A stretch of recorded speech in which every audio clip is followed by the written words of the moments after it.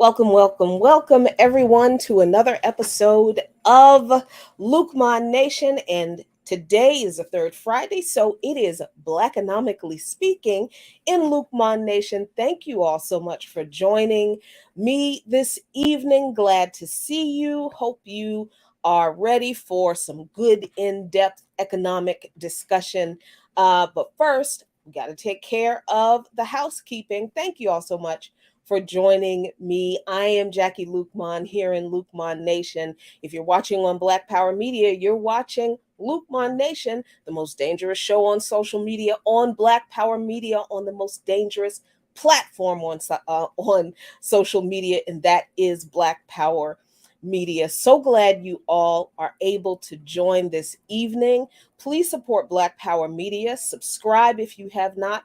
Click the notification bell so you can get notified whenever new content is uploaded or someone goes live, a show goes live on the channel. We've got so much great content on this platform. You don't want to miss any of it.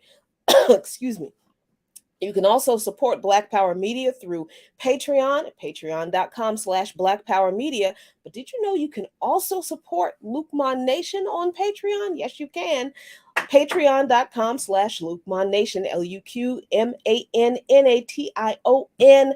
And on my Patreon page, you can get the written transcripts of some of the monologues I do for By Any Means Necessary on Radio Sputnik 5 days a week, and some audio of those monologues, some standalone audio, and some more content just for you, my patrons. Thank you all so much for all of your support up to this point. We appreciate you. Let's look and see who's in the chat tonight.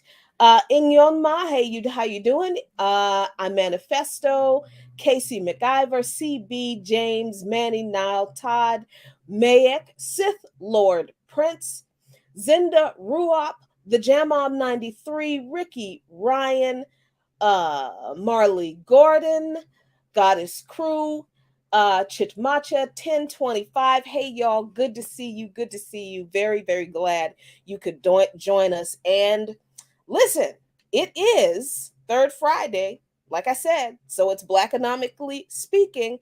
So thank you once again for joining us, Dr. Lynnwood Talheed.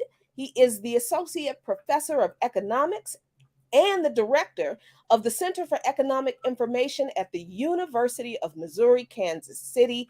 Dr. Talheed, thank you so much for joining us. Thank you. It is always a pleasure to be here. I want to apologize to your audience. I got caught in my office without my laptop, so the audio is not great, and and the video is also not very good. But I am always happy to be here. We are always happy to have you. In any circumstances, and this is a one woman shop over here, so we suffered through worse. Yeah. And just to let folks know, I've got my dialysis machine priming in the background. In about 12 minutes, it's going to alarm, letting me know that it's ready for me to do the next step. So when that happens, you're going to hear an alarm bell. Don't be freaked out. I'm going to hop off the screen, turn the machine off, and then we'll continue to roll with our discussion. So let's get to it, Dr. Talheed. There have been according to you, some interesting developments in the path to de-dollarization. What's been going on? Well, of course, the idea of de-dollarization has been in the news, particularly since the February of last year when the Ukraine war started, the special military operation of Russia coming into Ukraine, set off sanctions in the West, Europe and the US, and in any other country that wanted to join. There have been many. To restrict trade with Russia. Then China enters the picture because China has become a more significant trading partner with Russia after the sanctions from the West, particularly in the purchase of energy, of oil and gas. China, of course, is a growing industrial powerhouse. I think I may have said this before, certainly other places I've said it. In the last 20 years, the Chinese median household family income has increased 700%. Now, to give you a perspective, in that same period, the last 20 years, the US median household income has increased by 7%. Oh, wow. And so China has increased the welfare, at least in terms of economic terms, of its citizens by 100 times what the U.S. has increased. Wages in the U.S., of course, have stagnated, not only for the last 20 years, but for the last 50 years. But and China, of course, has been in this process of industrialization and becoming a major trading partner with Western countries ever since Nixon opened the the road, I guess, to China in 1968 with his visit to China. And so the Chinese have become business partners with the West that has allowed them to do what no other country in history, at least recorded history, has been allowed to do in terms of increasing the income of its citizens, 100 times what the U.S. has been able to do.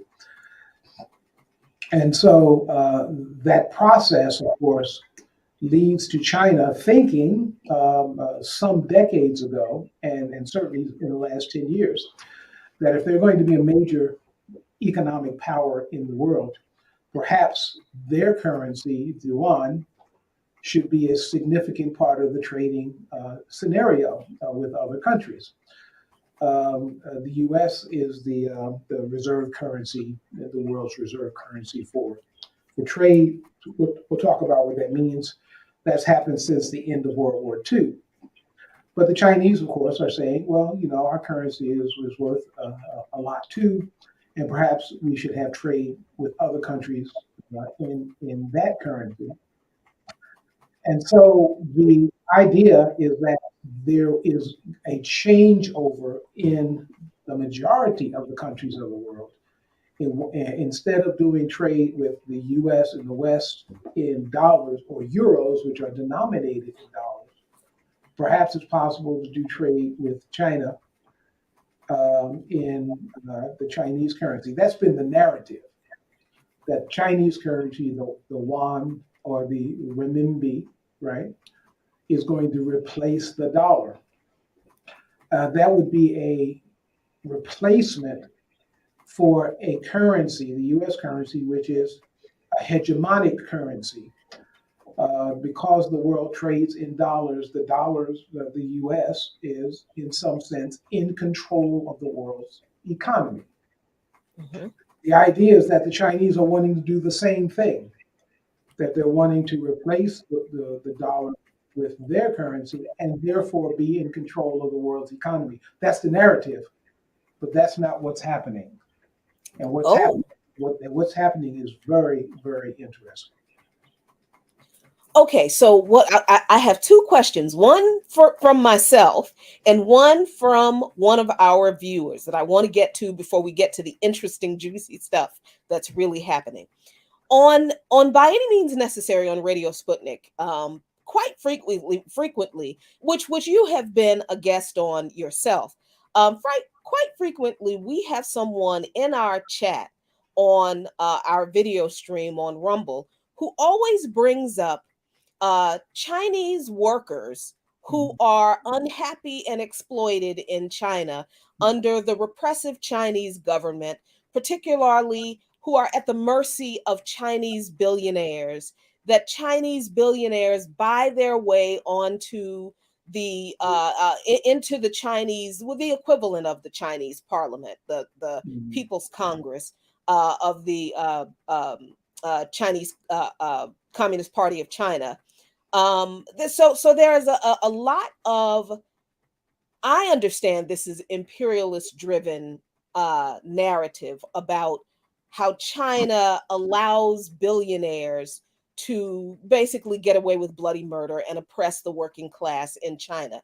But Mhm, you just said, Dr. Tawheed, that the Chinese median income, this is the income of your average Chinese family, mhm. not of billionaires, Yeah, but just your average Chinese family. Their income has risen 700%. right. So what I am not going to disregard the possibility that there are serious problems with some corporations that Mhm, are privately owned that do not have that the that the Communist Party of China does not have a controlling interest in, because some of those corporations do exist mhm, in China. I'm not going to dismiss that there are not labor issues with some of those corporations that are owned by uh, um, Chinese billionaires that mhm. that the CPC does not have a controlling interest over. But I'm not sure I'm convinced that there is this rampant problem of billionaire exploitation of workers in China, and this runaway problem of billionaires buying their way onto the People's Congress, Mhm.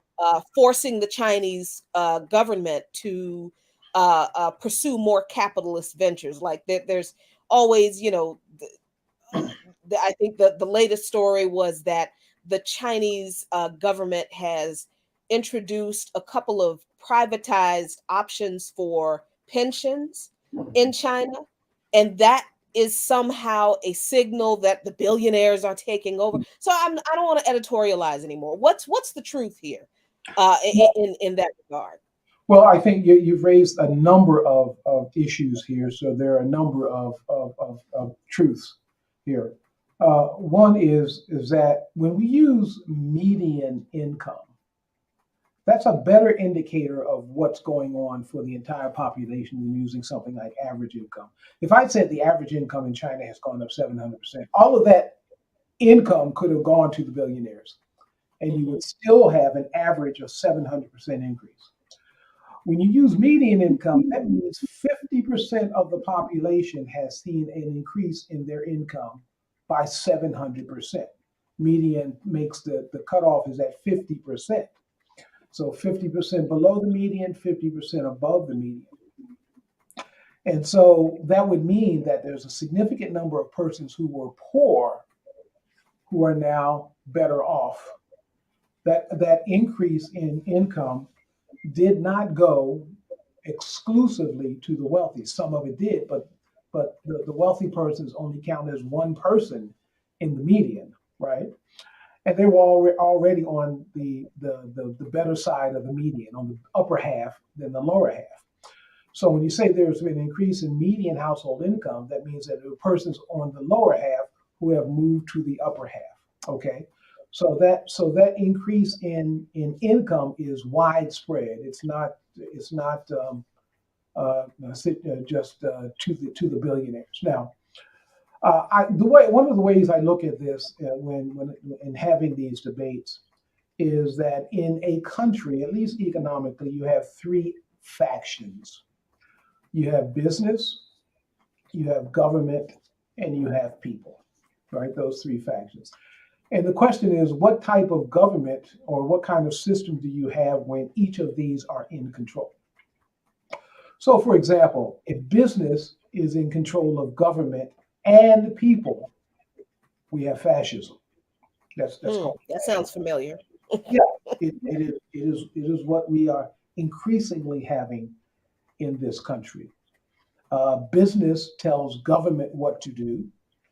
In fact, it doesn't have to stand outside of business to tell government what to do. Business leaders go into the government, serve for a period of time as secretaries of this, that, or the other agency, and then they go back to business, and then they come back into the government, and they go back and forth this revolving door between business and government. That's not a new thing, but it is increasingly important as business becomes more powerful. And then, of course, then business also is in a position to subvert the democratic process in terms of contributing to campaigns and essentially buying power with politicians, legalized bribery, codified by the Supreme Court, right? That they can do that. And so business in this country in control of government and people is fascism. On the other hand, you could have government in control of business and people. We're talking about total control. And that would be an authoritarian dictatorial state where the government, now understand, government is composed of people. So we're talking about the people in the government being in control of business and being in control of people. The Chinese did that, and they were not able to raise the standard of living of their people under that scenario, right? Mhm. The third process is people being in control of government and business. We call that democracy. And so Mm. I would see the communist Chinese moving in that direction, while the so-called democratic U.S. is moving in the direction of fascism. So, they're moving in two different directions. Now, the idea of having a controlled economy, a government, an economy, a society controlled by the government, is very much going to be affected by the agenda of those in power in the government. If they're in power to just simply benefit themselves, then that's one kind of government. But apparently, from the results, the Chinese government is in the business of improving the welfare of their people. They demonstrated that by having a 700% increase in median household income, while in the U.S. it's only been a 7% increase. They are they Mm. are they are an economy that, in their structure, that we can call state capitalism. In other words, a capitalism that's being controlled for the interest of the people, so that the surplus that's generated is actually going into helping people reform. Now, do they have issues? Yes. This has never been done before. One, all economies are mixed in this sense, and all economies are going to have issues. Mhm. They have human rights violations, but so does the U.S. The U.S. seems to be moving in the wrong direction with its human rights violations. For example, the Chinese government has negotiated a rapprochement between Iran and Saudi Arabia. Right. Something that the U.S., I suppose, could have done, but apparently it wasn't in the national interest of the U.S. government to do that. So in fact, it might have been their interest to make sure to try to make sure that the Saudis were on the side of the West, so that it isolated Iran. Okay, but the Chinese have shown an interest in that and apparently negotiated an agreement. Now they're of course talking about negotiating an end, or at least a cessation of the brutality of the Netanyahu government with the Palestinians on the West Bank. They're sending their diplomats to Israel to say, hey, we need to do something better with this. What? Something that the Biden administration has not done and is in a position to do. So the Chinese are showing their diplomatic interest by coming into the middle. I guess I also should mention the Saudi war, if you will, with Hmm. Yemen, with the Houthis in Yemen. They're also in the process of negotiating that. So the Chinese are showing their muscle, if you will, diplomatically, where the U.S. continues to show its muscle militarily, and it's having difficulty doing that because there are other countries with muscle too. And so if we're going to judge by the results, apparently having a government controlled uh, uh, situation moving to fascism is not as productive or constructive as having a government that is apparently interested in increasing the welfare of their people, which of course makes those people not only better off economically, but also better off politically because people with more money have more say in the process. That's good stuff. Thank you for that. So, this is the other question from Sith Lord Prince, and he says, with the dawn of the multipolar world, does this mean that Africans can have a break and or provide a political landscape to make our demands? Now, I'm wondering if Sith Lord Prince means all Africans on the continent throughout the diaspora, or does it mean just continental? Because I think that could be a part of the.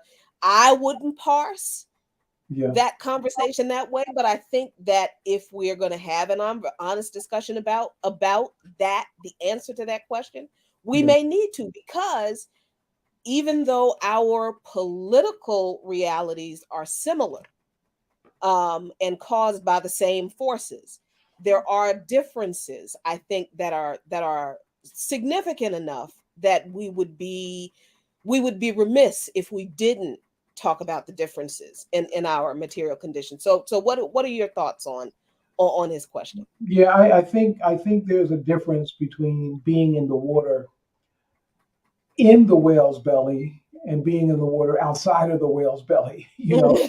There's a difference. So when we talk about Africa, I think it is important to make a distinction between Africans in this country or in the West in general, in the diaspora in particular, and Africans in Africa. I took the question to mean Africans in Africa, but expansion should be to Africans everywhere, but Africans everywhere are not in the same situation, and Africans in this country are in the belly, if you will. But I think if history has anything to show us, it is that during the Cold War with the Soviet Union, there were times in which that struggle created a contradiction in with the U.S. rhetoric in terms of freedom and liberty and justice and how we were being treated in this country. Particularly, we talked about the 50s and 60s before quote the civil rights laws were passed. But those are laws. Those are de jure. They're not de facto facts, right?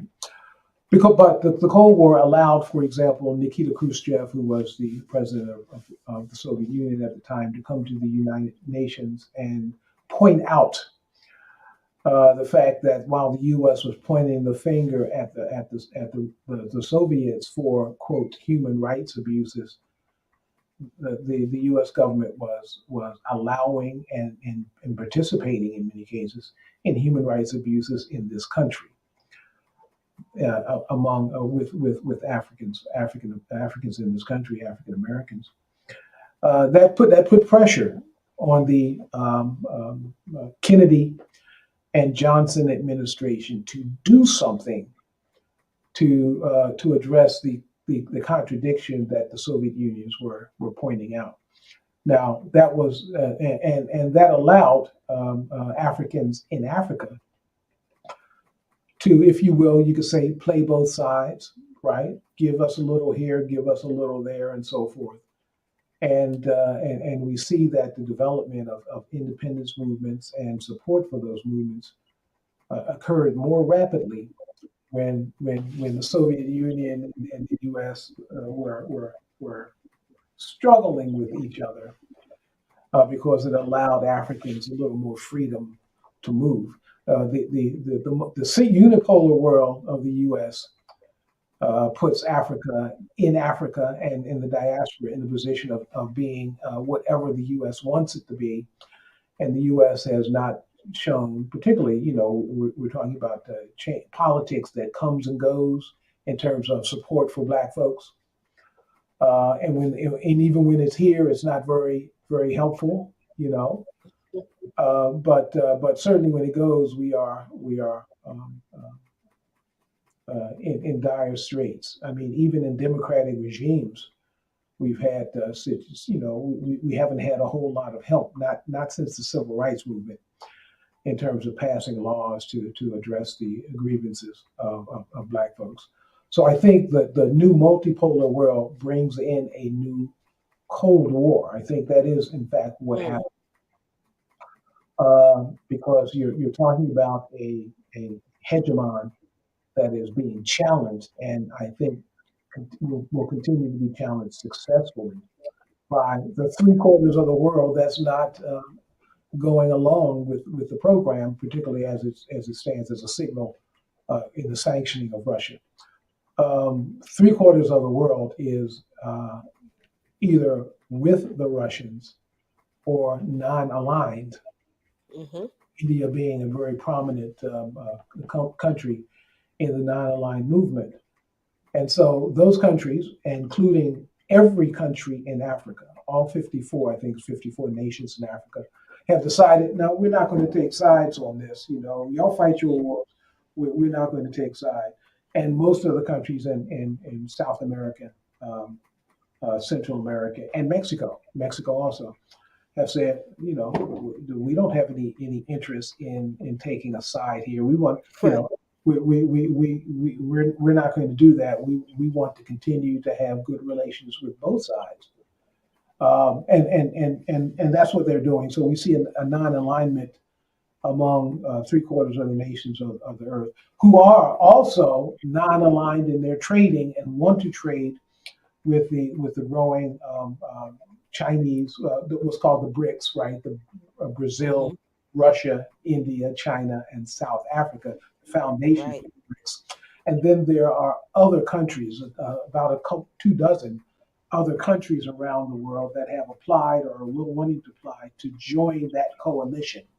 Significant countries, uh, including, for example, Turkey, which has applied to join the BRICS. Turkey, of course, is significant because it is a member of the EU A and member. NATO. You That's know, right. so you have a member of NATO saying, "I know, the West is Europe is at war with Russia, but we want to become trading partners with China, which is an ally with Russia." So there is a significant realignment of the interest that's occurring in our lifetime, and this is a significant event in history.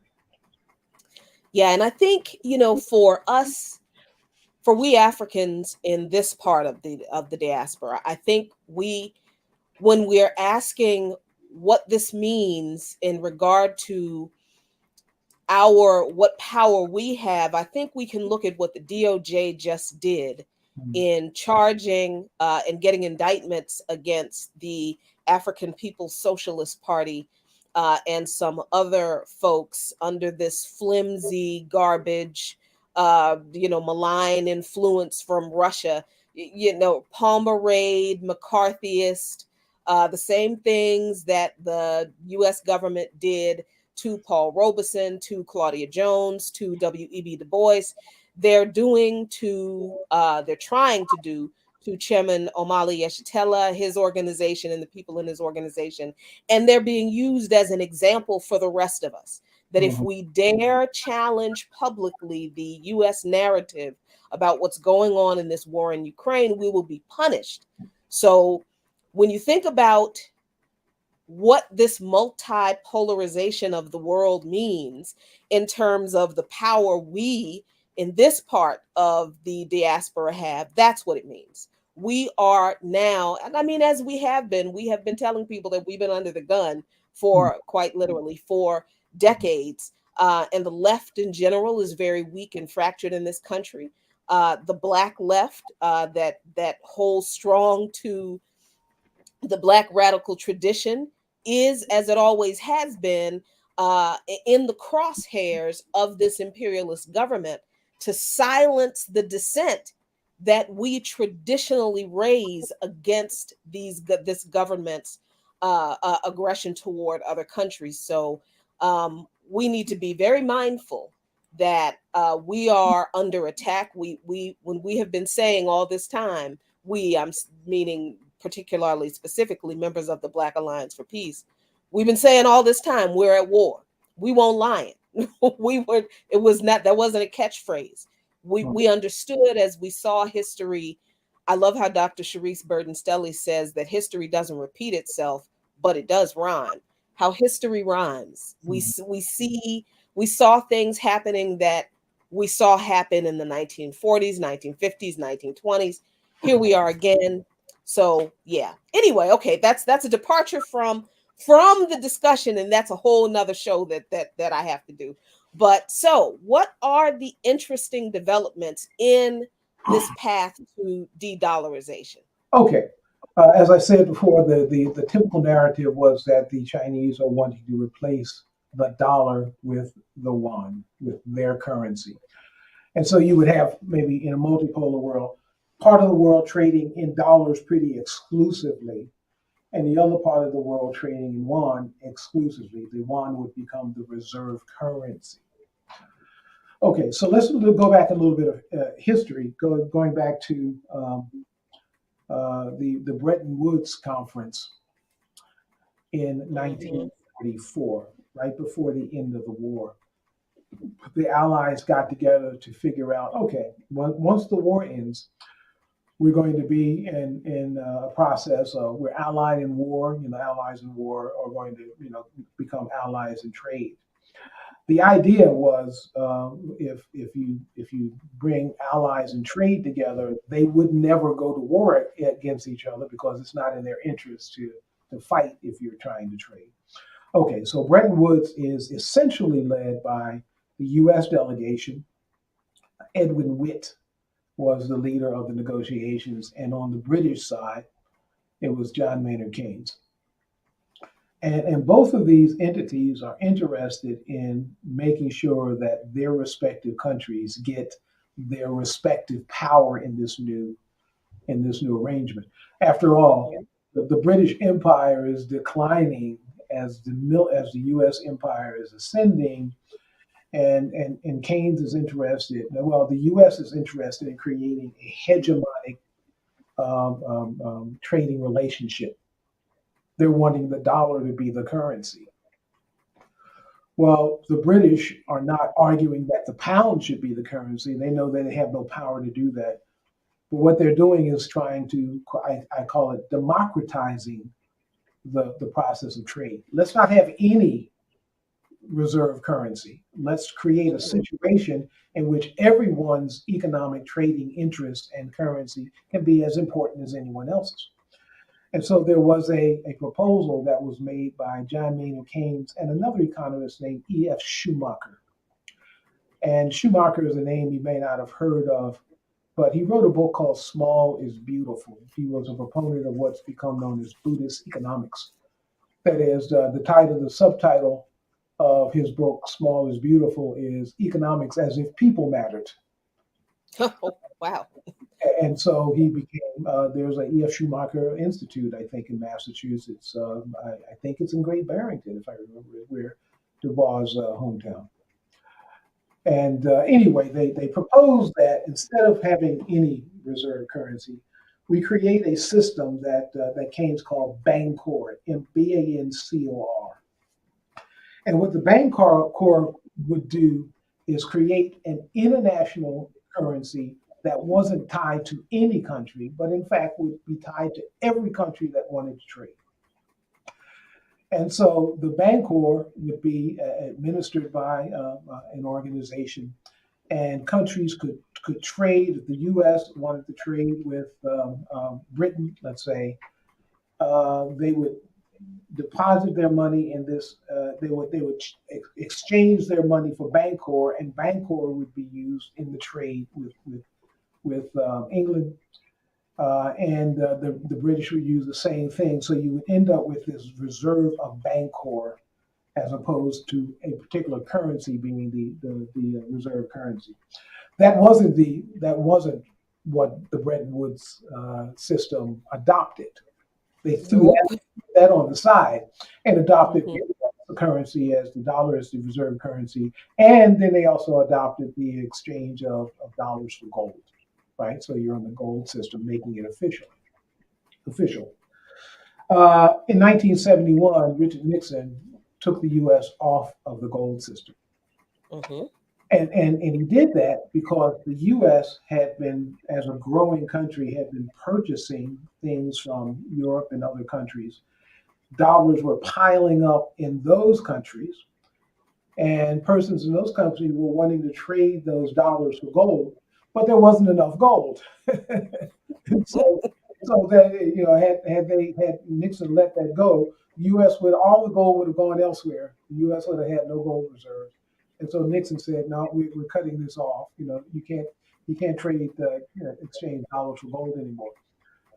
But there's the problem that creates as other countries are having in what's called their current account dollars because they're selling things to the U.S. What do they Mm-hmm. do with those dollars? They can't trade in gold, and they can't buy stuff from the U.S. because the U.S. is selling more than it's buying. Okay, so the U.S. The process says, well, maybe you can't buy gold, but you can buy U.S. Treasury bonds, Ah. and so the U.S.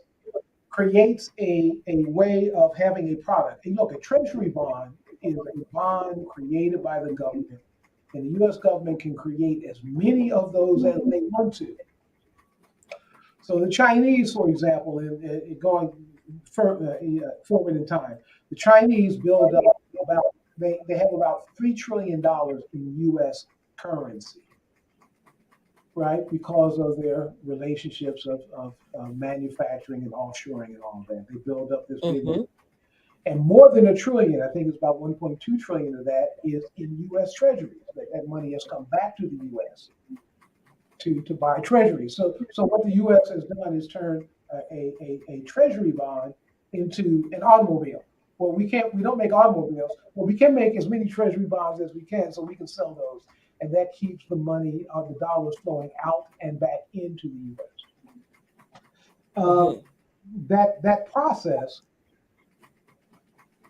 creates problems for it's what's called the Tiffin Effect.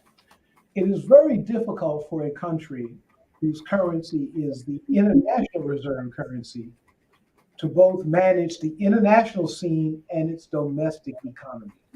There's Mm-hmm. sometimes conflicts that come about between what you need to do in your own economy and what you need to do in the international economy. After all, if you are becoming a country that's selling that's buying lots of stuff from elsewhere and dollars are going that way, buying lots of stuff from elsewhere means your manufacturing sector disappears, right? Which is what has happened. So you can't maintain a robust manufacturing sector where you're going to sell a lot of things and at the same time internationally buy a lot of things. There's this contradiction that occurs.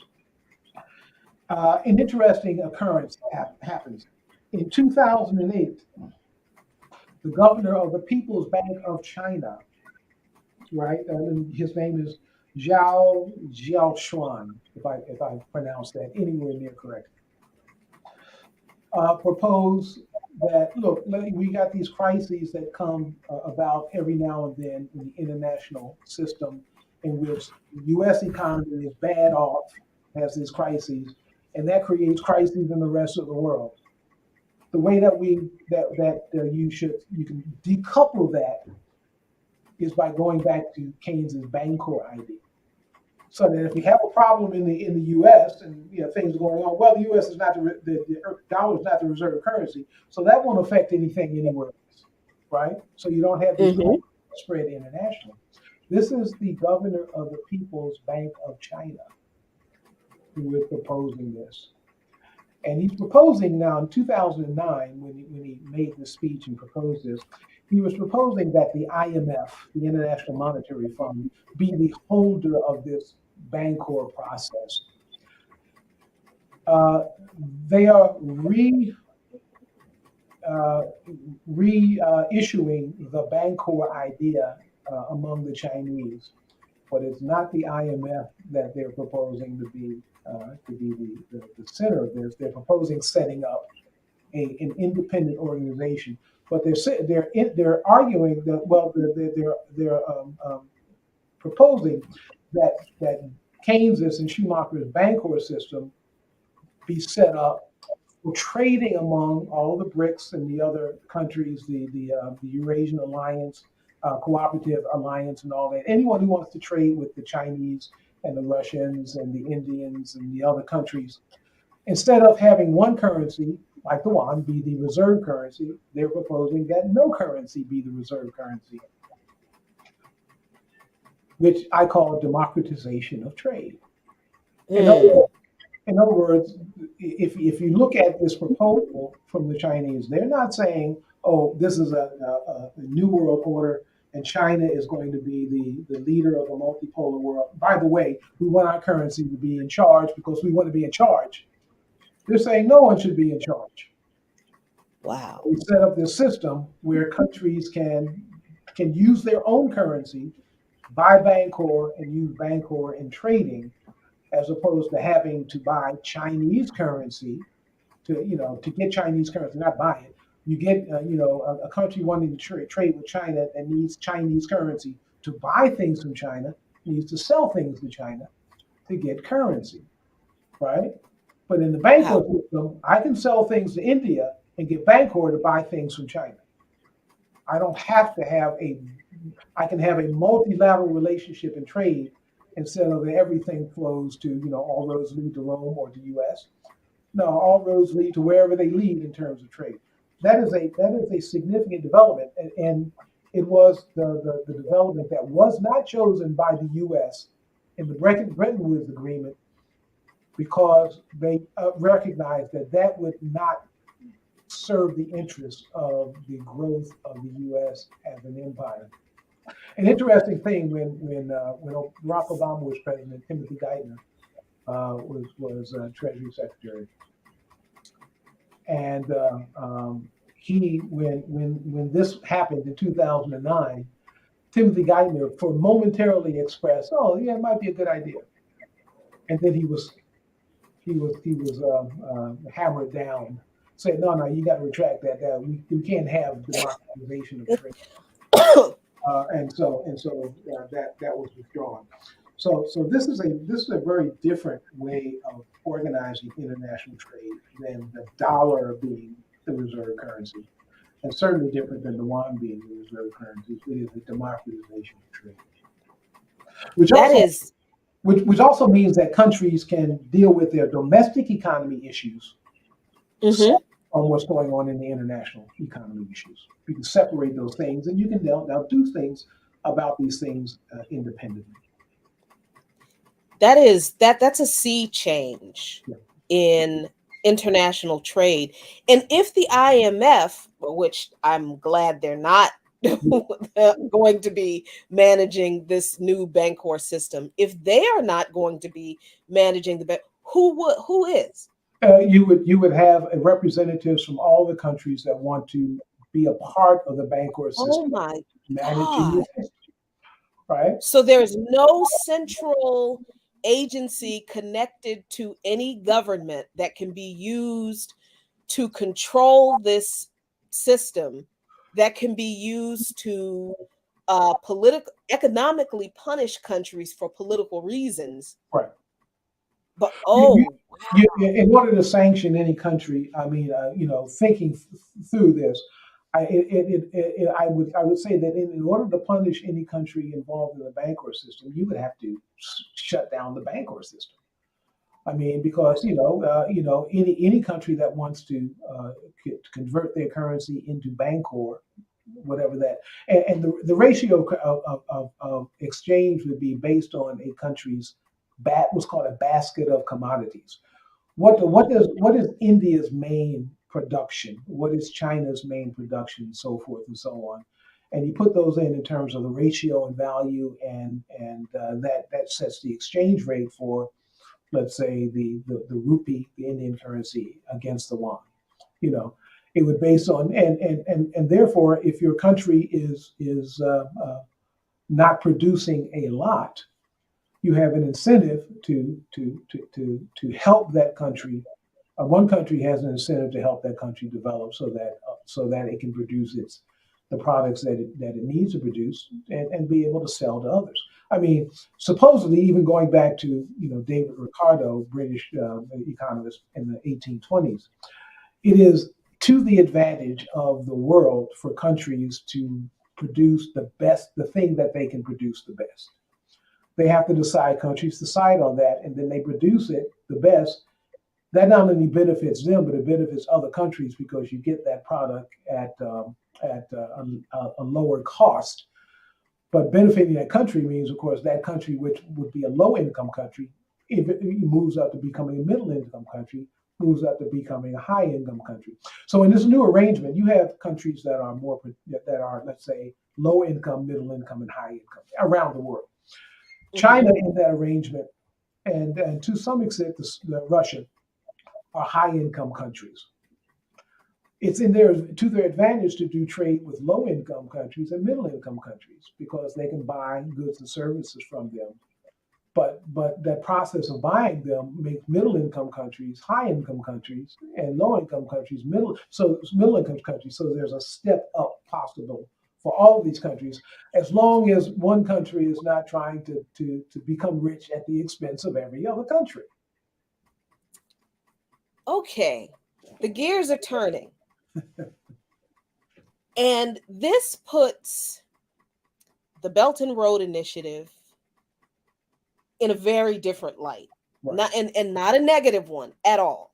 Mhm. This now, to me, from if I'm understanding this correctly, this now makes the Belton Road Initiative the initial foray, maybe not initial, but the first major step in China, which people I think we need to understand is still a developing nation. China is not considered economically, I suppose, developed like the United States and some European countries are. I think I would argue against that with a 700% increase in the median income for but this is the narrative. But for me, the Belt and Road Initiative now looks like the initial foray into China, entering into a long-standing relationship with African nations Mhm. to help them industrialize. Right. And the Well, Belt and Road Initiative is one part of it. mhm. But I'm beginning to see from what you just explained, this Bancor system is the other part of it or another part of it. Yeah. Am I Yeah. on the right track there? Yeah, it's a system that finances the trade. It's how you're going to finance the trade. And I think in 2009, when the governor of the Chinese bank mentioned the IMF, that was the Chinese being diplomatic as they try to be. Okay, let's not upset everything. Okay, we know the IMF is controlled by the U.S. But we're not trying to antagonize the U.S. by saying get rid of that. We'll have the IMF be important in this. But the geopolitics have changed since 2008, and the Chinese are being more and more placed as an enemy of the U.S. Now, the Chinese is an enemy of the U.S., even though the business interests are all for continuing trading with China because they can get cheaper products, labor is cheaper, and so forth. So there is that separation between quote government interests and Mm-hmm. the interests of business. And the philosopher John Dewey once said that politics is the shadow of big business on society. I have a feeling that big business, when it asserts itself, is going to say, why don't we join the Bancor system too? We can trade, but we have these neocons in the Biden administration, in the Bush administration, in the Trump administration, who are continuing to want to think that it's possible for the U.S. to maintain itself as the one indispensable nation, as they say. They're living in a fantasy. It's not going to be possible to stop the rise of the Chinese in terms of being an important economic power.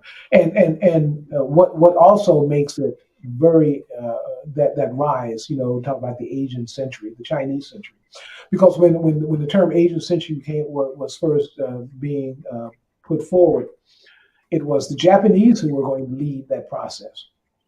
Yeah, I remember Well, that. the Yeah. Japanese have been in a recession for 20 years. They've been in a hole for 20 years.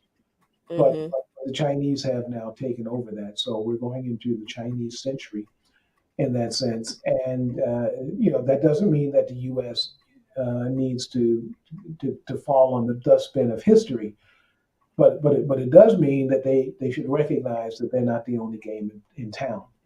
And they should also recognize that as the Chinese are going around the world with diplomatic solutions, that means that the U.S. going around the world with military solution falls in more and more disfavor. Mm-hmm.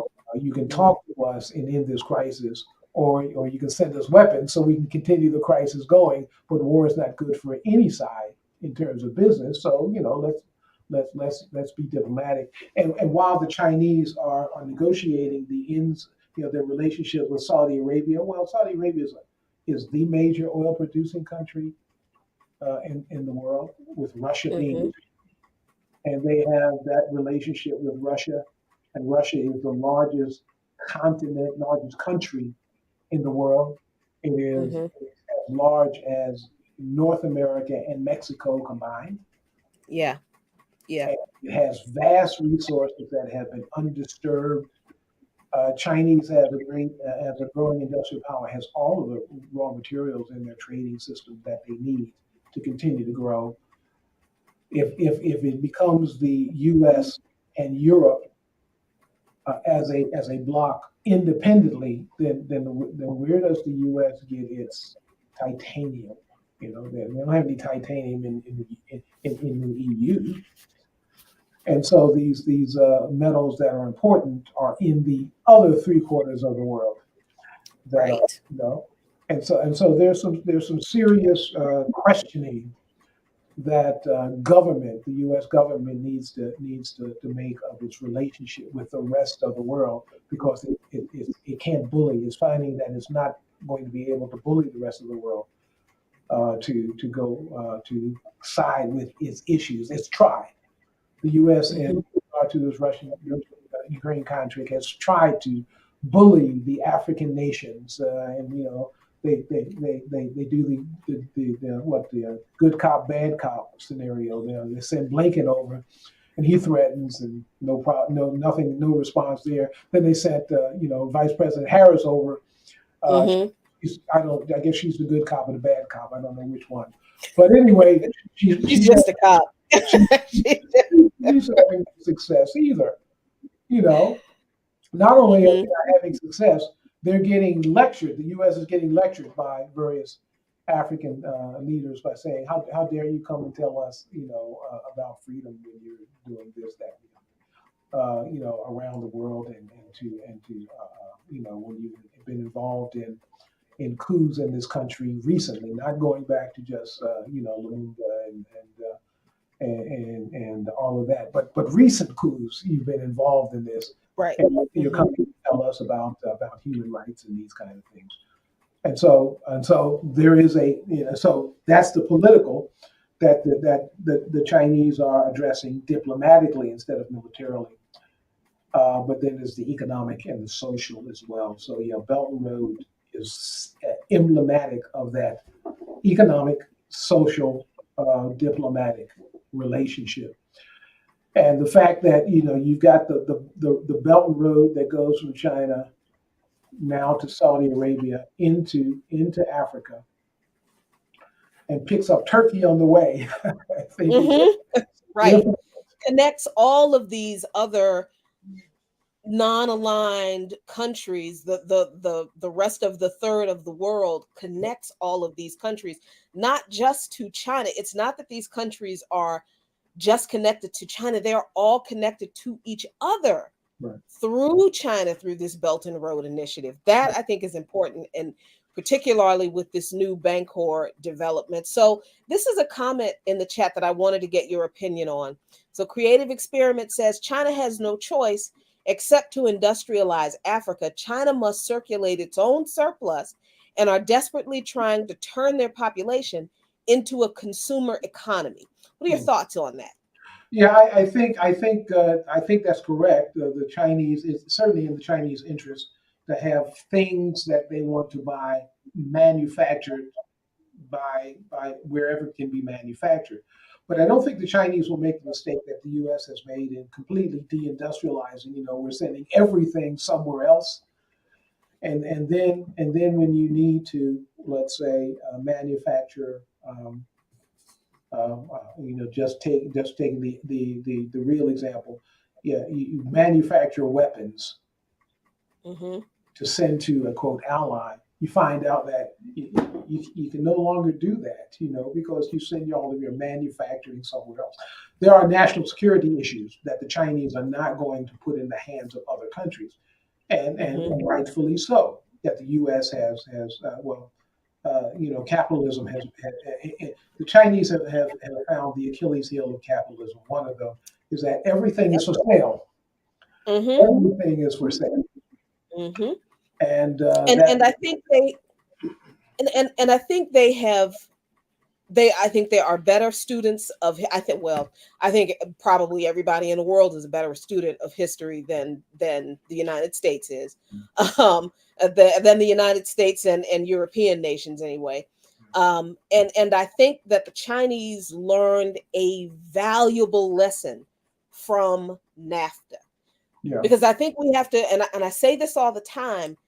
NAFTA was passed at a time when China and Mexico were economically vulnerable and were able to be taken advantage of and exploited by the United States by shipping all of this manufacturing into their countries for cheap labor. That's what NAFTA did. That's why the industrial sector in the United States, it didn't collapse, it was dismantled, right?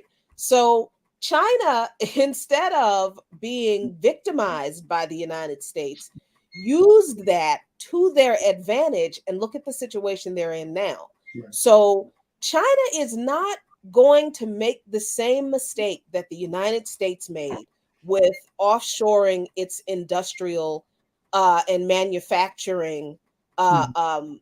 abilities Right. to any other country. They got more than 1 billion people in Mhm. their country. They're not. It's so I'm I'm disagreeing with I'm agreeing with you rather, but just adding on. This is not just a matter of national security for some things for China. It's also a matter of remembering that 500 years of humiliation, Yes. many of those years at the hands of empires such as the Mhm. British Empire and then the US Empire. Right. So I think that is, I don't see China offshoring a lot of its industrial and manufacturing capabilities to much of anybody. Well, they'll strategically determine what is in their interest, long-term interest, not just the interest of capitalists in the next quarter. What's in the Hmm. long-term interest to offshore, and what's in not in the the long-term interest to offshore. Certainly, products that are important in the in national security are not to offshore. And it's not just national security among the three quarters of the nation in that block. There's this other pole to the world, right? And Right, right. and so China has enemies, and if the that block is going to be seen as an enemy, if that block, the Eastern Bloc, is going to be seen as an enemy of the Western Bloc has a long way to go to try to recover its industrial base, particularly since, for example, Europe, part of the West, is deindustrializing because it shot itself in the foot by putting sanctions against Russian energy. And now, the Biden administration and what is the Inflation Reduction Act has incentives Hmm. for European industrial companies to move to the U.S. And so the U.S. is searching for the term, it is draining the carcass of Mm-hmm. Europe to keep itself alive. It's become vampirish. It needs blood, and so it's going to drain it from wherever it can drain. It can't drain it from China or Russia, so it's going to drain it from Europe. So Europe Yeah. is in essence in the process of becoming a colony of the U.S. And Mm-hmm. in colonies, you don't have industrialization in the colony. You have basic goods production that flows to the colonizer for industrialization. Well, the U.S. is trying to bring those in like Siemens. Siemens is a major manufacturer of hospital equipment, but they can't keep their factories running because they don't have the energy to do it. And the U.S. is wanting to bring Siemens to the U.S. While of course Siemens is also looking to moving to China because China also has the industrial power. So the U.S. give them lots of incentive to move to the U.S. Mm. The problem is the U.S. doesn't have the human capital. They don't have the workers who know how to work those systems, and so German labor will also have to come with it, with, Wow. with that capital. And German labor will leave a country which has a high unionization rate and a high level of social standards to a country that in which they won't be allowed to unionize. Right? Their standard of living is going to decrease, but at least they'll have a job. And so the Europeans are being colonized by the U.S. in this because that's who they're sticking with. That is amazing. And I think this question by the gem on 93 fits right into this. So if the United States is colonizing Europe now, what does the US do to its internal colonies, us, due to this de-dollarization? Fantastic question. Yeah, yeah. That question makes me think of something that was written by an African American, a black TV and host some time ago, a man named Tony Brown. Tony Brown Yes. a program on Mm-hmm. Tony Brown's term.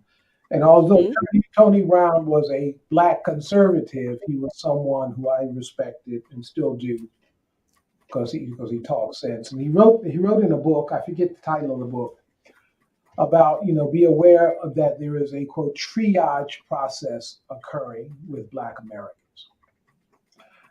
That is, Black labor has been the labor that has built this country, but as Latin labor, Latino and Latina labor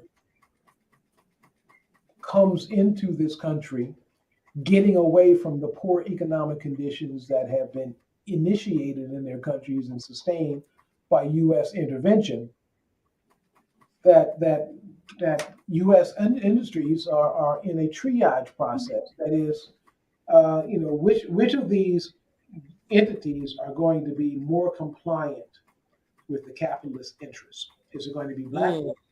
who are calling for reparations, or are there going to be persons from South and Central America who are coming up here just looking for a job, Wow. right? And so at one point, he's arguing that at one point we were necessary to the development of this country.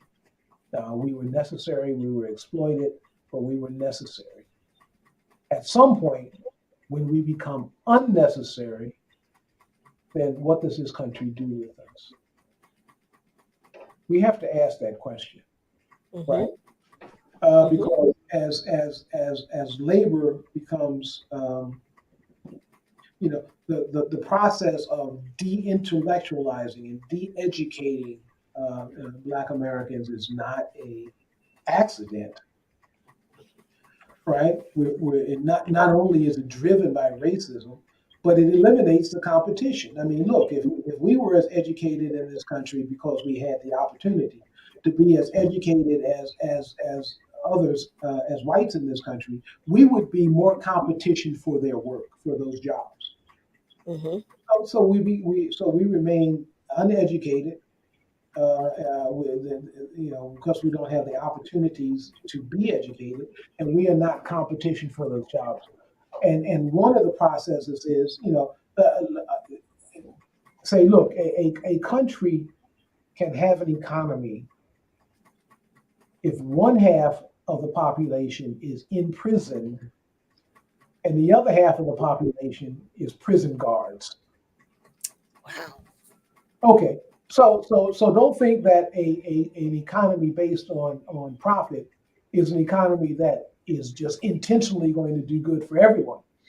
You put half of the population looking at surveilling the other population. You pay that half of the population. The population's in prison. You put the work making commodities as cheap labor that you don't have to pay to make goods and services for the people who are watching them. All right. So you have an economy can work if it creates goods, but it can also work if it creates bads. Right. And so the question is for Black folks, what do we become in an economy that doesn't need our labor, but can make money on us if they continue to lock us up? Mm. They can, and so you know now so we're at a situation where we have to begin thinking of the interests of the Black community as being a separate set of interests from the U.S. economy in general. Maybe not completely separate. And I think W.B. Du Bois had an idea of what he called a collective commonwealth among Black folks. That we need to get together to figure out what's in our interest to make and buy and sell, and where we can do those things for ourselves, we need to become independent in doing that, and so we become quote an internal colony that doesn't just make colonial style raw, basic goods, but we can become an economy that can feed, clothe, and shelter ourselves if we need to. Mm. So we're not dependent. This is what every nation has to come to a conclusion on. How do they address the interests of the people of that nation? And if we are an internal colony or an internal nation, we have to come to that conclusion and not assume that the interests of the U.S. will always coincide with the interests of the internal nation. Kind of Mm. goes back to the Bancor discussion about why the U.S. currency, if it's the international currency, is sometimes in a conflict with their domestic economy and the international economy. Well, if in the U.S. nation, as an internal nation, sometimes the U.S. dollar is in conflict with the U.S. interest in terms of our interest, the interest of the U.S. nation, and, and Mm-hmm. and the external U.S. nation, right? So there are conflicts of interest between nations that nations have to work out. They can do that by suppression, by as Sheikh Abdul Jaffer for civilizational barbarism. You can do it in a barbaric way or in a civilized way, but it's going to be done. I hope Wow. I hope That's I hope it didn't go too far off in that thinking, but I guess the bottom line is Black folks have to figure out what's in our interests, and not just assume that everybody that somebody else has our back. No, no, we have our own back. We have to have And guess how you do that, y'all? You have to organize. You have to join an organization. You have to join a radical anti-capitalist, anti-imperialist organization that is focused on figuring out what the interests of particularly working class and poor it. Black folks And, are, the and proletariat. Because I'm going to modify this from my position. I think you have to join an organization that's interested in the uplift of the social welfare of Black folks. And that organization can be socialist, but it can be other. They can have other opinions of what an economy is, because I do think that there are good characteristics of capitalism. I'm not the only one who thought that. Karl Marx thought that. Karl Well, Marx thought that capitalism was a revolutionary force because it broke mhm, the feudal relationships and brought in true. a new relationship that would allow mass production of goods and services so that when you get into socialism, everybody's needs can be satisfied. And one of the analysis of certainly Russian economists. I was just reading just Mhm, something about an economist named Vasily Leontiev. Now, mm, Leontiev was a mhm, Russian economist who developed a technique called input-output modeling, where that's used everywhere in terms of economic impact studies.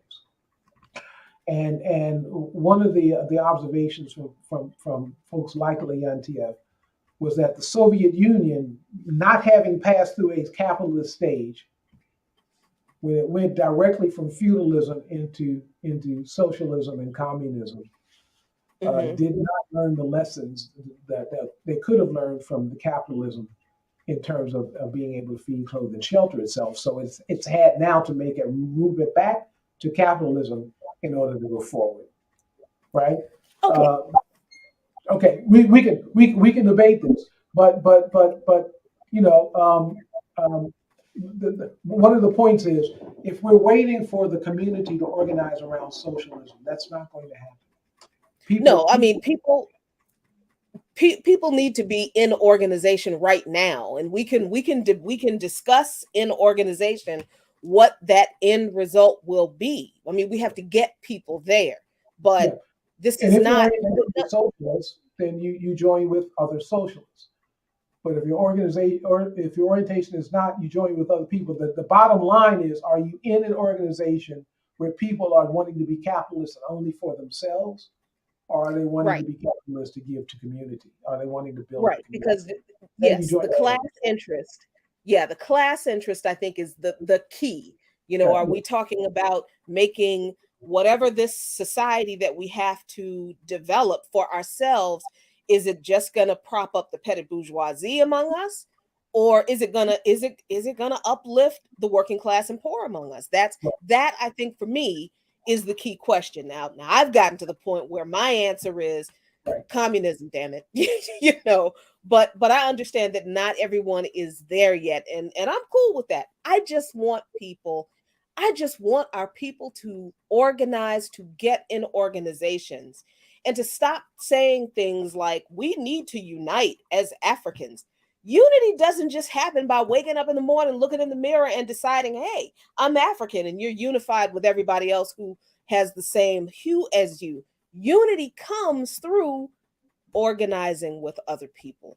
That's where unity comes. So that's a whole nother departure of a discussion. See, this is why third Fridays are so great, because we set out talking about very serious and seemingly confusing and mystifying economic issues that we don't get the full picture of in US media, not even US media that is dedicated to economic and financial information and news. And we certainly don't get the full picture about economics on an international scale. And I love how these discussions always go from economics to politics, because it's connected. It's all connected, and it's fantastic. Absolutely. And in our history, recent history in this country after enslavement, we've got the kind of the model of the quote Du Bois Washington debates that are Hmm. supposed to be a model for how we should act in the country. Do we do all politics, or do we all do all economics? When in fact we can never stop doing both. We have to Hmm. be involved in both the politics and the economics. That's a debate that was set out to continue to divide us.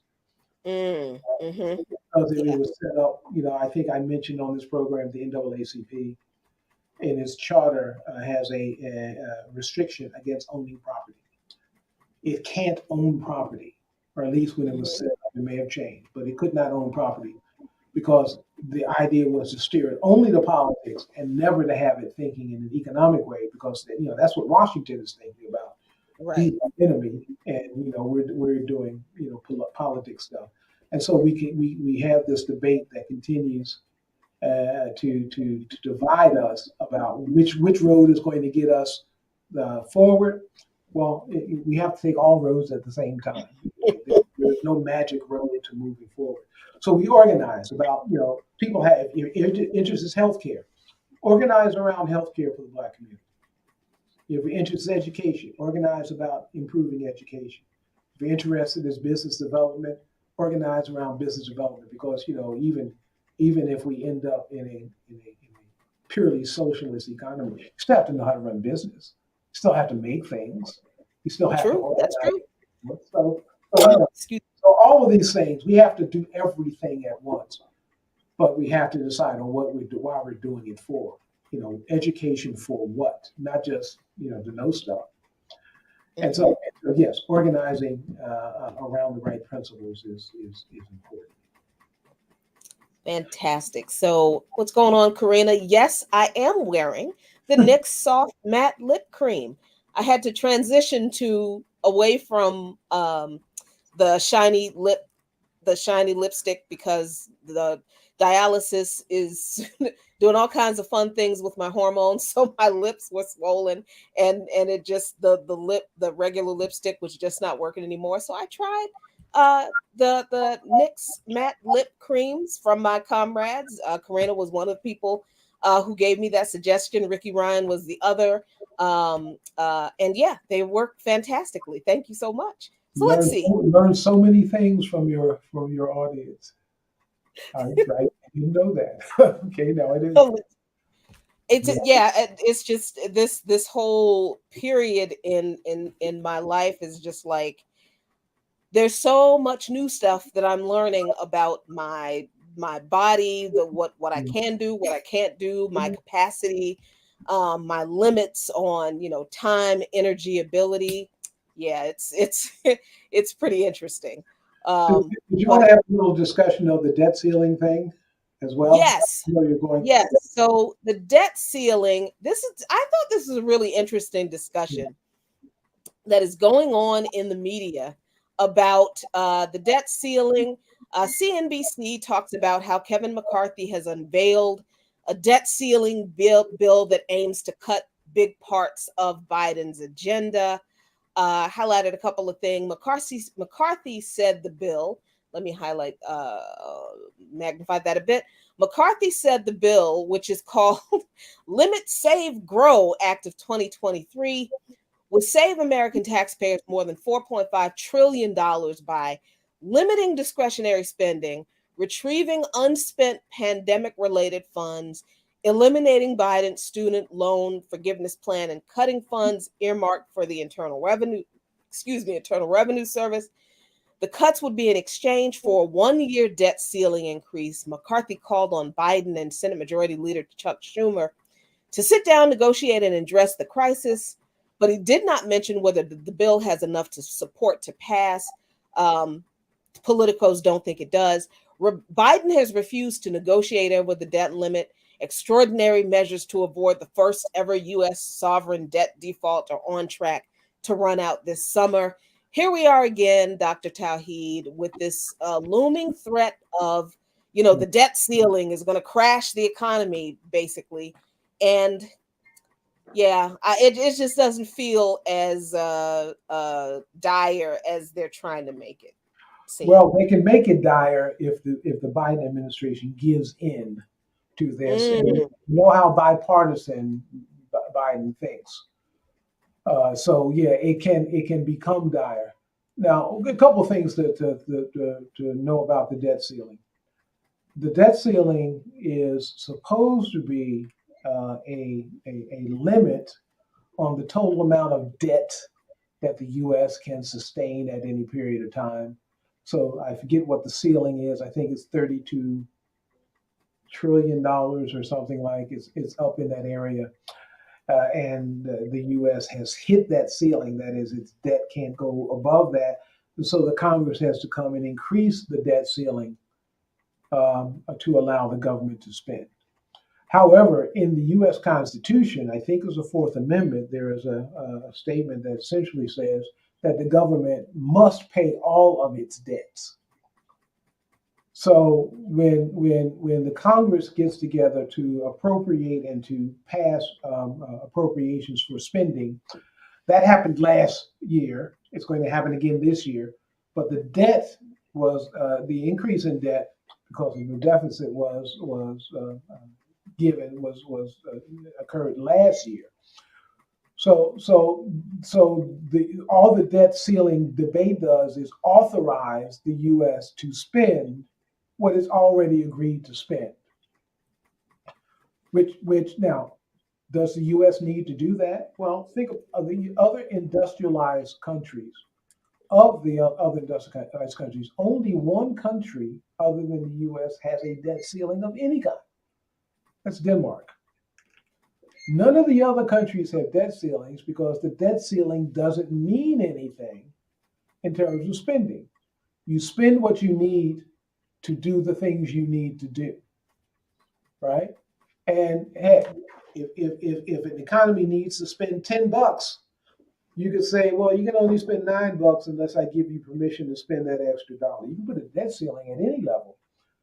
That puts the welfare of the country into the hands of politicians who want to make use of the debt ceiling to do other things like defeat and eventually privatize social security system.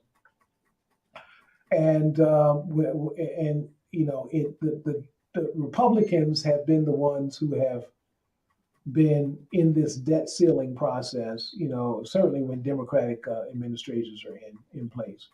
When Republicans administrations are in place, there's no debt ceiling discussion, and the Right. Democrats, it just goes. Things just happen, and the Democrats never bring it up, even when the Republican is in place. That's a good thing because it's ridiculous, but that doesn't mean that they don't try other ways to, let's say, diminish the support that Social Security. One of the things in this debt ceiling proposal from McCarthy is an increase in the retirement age. That is, right now, for most Americans, the quote full retirement age of Social Security is 67. So at 67, you retire, you can get your full Social Security benefit. You can retire as early as 62, but you get a reduced amount, right? So I think the McCarthy wants to increase from 67 to something like 69, right? The full retirement age. So that, okay, that would reduce Social Security spending. But Hillary Clinton, in her 2016 campaign, also proposed increasing the Social Security retirement age to 69. So it's not just Republicans who are proposing these things. It's also Democrats. And in fact, during the Obama administration, Obama was tempted and many times attempted politically to do what's called the grand bargain, which was to decrease the amount of Social Security output to, quote, keep the system solvent, when in fact what would keep the system solvent to the end of this century is something proposed by Bernie Sanders, which is to eliminate the cap on Medicare so that billionaires have to pay their fair share of Medicare. And so you don't need to increase the retirement age. In fact, in the Sanders proposal, by removing the cap, I think he's actually saying removing the cap for those who make over $400,000, so that the cap only affects the very well off. There's an estimate that not only can the Social Security system remain solvent to the end of the century, 75 years in essence, but you could also increase monthly Social Security benefits by $2,400. Now, that means that not only is there a $2,400 increase per month, that's possible if we stop allowing billionaires to not pay their fair share, but also the system becomes solvent. Now, the Republicans don't propose that.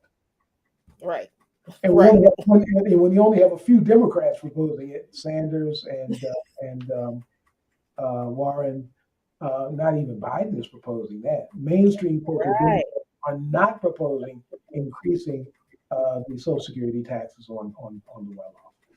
And so, in so many ways, what one does is very obvious and transparent, and with the other, they do the same thing, but they just hide their mouths, as they say, what they're interested in. So Democrats and Republicans in this Social Security are all wanting to privatize Social Security. Hmm. They're all wanting to decrease Social Security benefits. The Republicans are just more out there and truthful about what they want, which is fairly ironic to say that the Republicans are truthful. Yeah. I mean, at the end of the day, Dr. Tawheed, we have a um, I can't even call this system in this country a democracy because it's not. Um, I I am calling this system it's a fascist system. It is a government that is controlled by corporations. Right. And as you pointed out earlier, it's not even, like corporations make suggestions to they are in the government.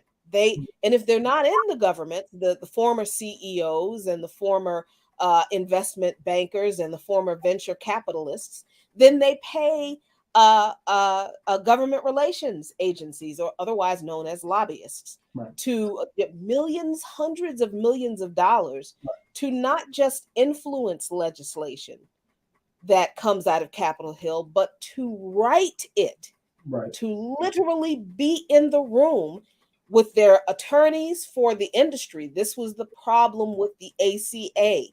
It Hmm. was written by the insurance industry lawyers. Right. It wasn't written by healthcare advocates, Hmm. people's groups. The ACA was written by the lawyers for the insurance industry. Yes, and Obama on the campaign trail didn't go as far as endorsing universal health care, but he did endorse a public option to Medicare, that the Medicare, you could buy into the Medicare system, which is the most efficiently administered healthcare system in the world. Hmm. 3% or less than 3% of administrative overhead, yeah, of the healthcare of Medicare healthcare system. But he campaigned on the public option, and then when he became president, public option and universal healthcare advocates were not even allowed in the room Hmm. for the negotiation. It was the insurance companies, lobbyists, and executives that were in the room. And so, yeah, you campaign on one thing, you do something else. But that's politics in a fascist state where business is in control of the government. And, so for the upcoming election cycle where Joe Biden has just, I think he's officially announced that he is running for president again. He's going to start campaigning, and the Democrats are going to tell you that this is the most important election in your lifetime. Again, they're going to tell you that again, because either Trump or DeSantis is going to be the Republican nominee. It's going to be one of those people. I think it's going to be Donald Trump. I don't think it really matters which one it is. I think DeSantis is the more effective evil Mhm. of the Republican possibilities between the two. But I think at the end of the day, for me and for this show, what is absolutely true is that we are currently living in the reality of a fascist state in this country. Do not live in a democracy. This government does not represent our interests, and we are not enjoying the fruits of the profits that the corporate sector is making record profits. That we're not getting that. Yeah. That's not trickling down. We're not seeing a 700% increase in median income for citizens, for regular folks, for workers. So, my question is what it always is to you at the end of every show I do. What y'all finna do about that? what you gonna do? You just gonna sit here and watch our shows on Fridays and like and share, and please do that.